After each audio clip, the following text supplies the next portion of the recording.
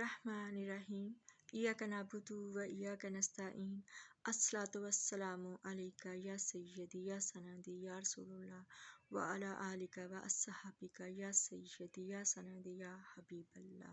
अस्सलामु अलैकुम प्यारे पाकिस्तान। हदीस मुबारका है हमारे प्यारे पाक नबी हज़रत मोहम्मद मुस्तफ़ा सल्लल्लाहु अलैहि वसल्लम ने फरमाया कि अल्लाह के कुछ बंदे ऐसे होते हैं जो किसी महफिल में जाना चाहें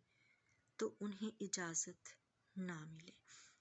अगर कहीं रिश्ता करना चाहें तो कोई उनसे रिश्ता करने को तैयार ना हो, कहीं कोई सिफारिश करना चाहे तो कोई उनकी बात ही ना सुने। लेकिन अल्लाह के यहाँ उनका मुकाम वो है कि अगर भूले से भी किसी बात पर कसम खा बैठते हैं तो अल्लाह उनकी कसम की लाज रखता है। ये फ़र्क है। यानी कि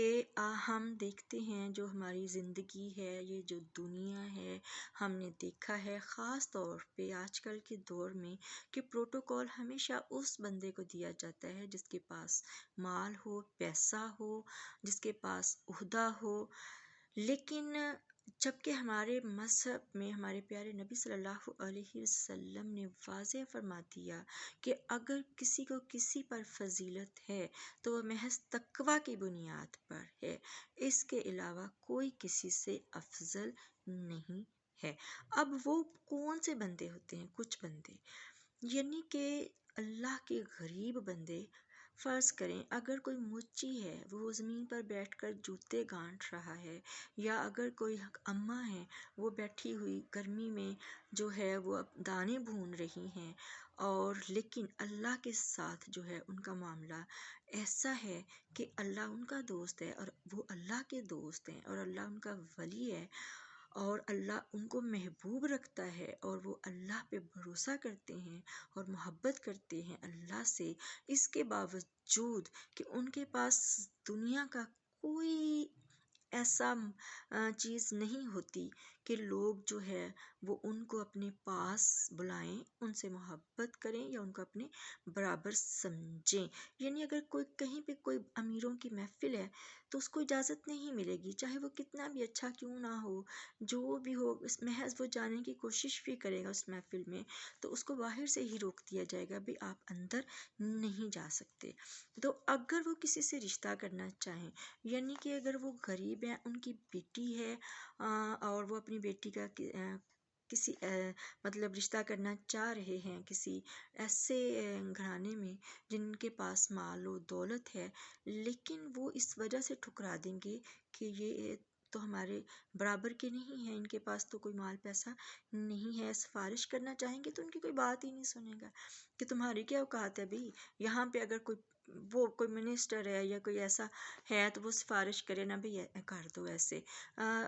और याद रखें कि जो सिफारिश होती है, हर सिफारिश जो है वो हराम नहीं होती, हक की भी सिफारिश होती है। यानी कि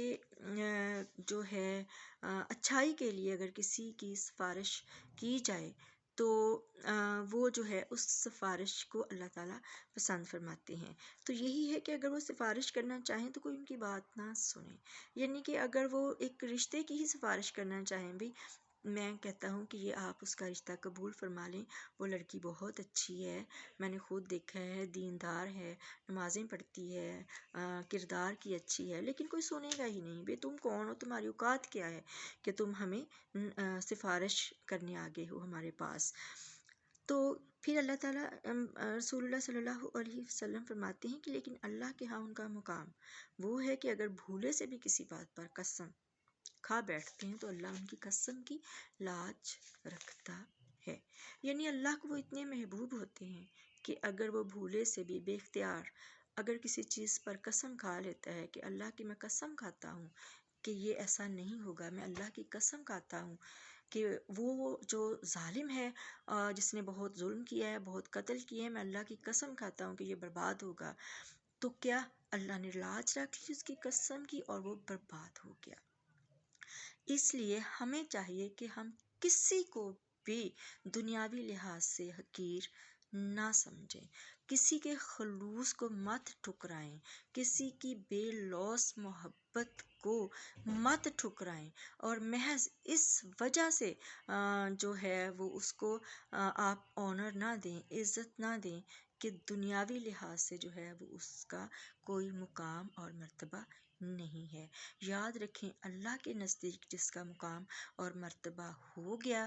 وہی فلاح پا گیا، دنیا میں بھی، قبر میں بھی اور آخرت میں بھی وہ اللہ کا بھی پیارا ہو گیا، اور اللہ کے پیارے اور پاک رسول اور ہمارے پیارے آقا کریم علیہ الصلوۃ والسلام سرکار کی بارگاہ عالی جناب میں بھی وہ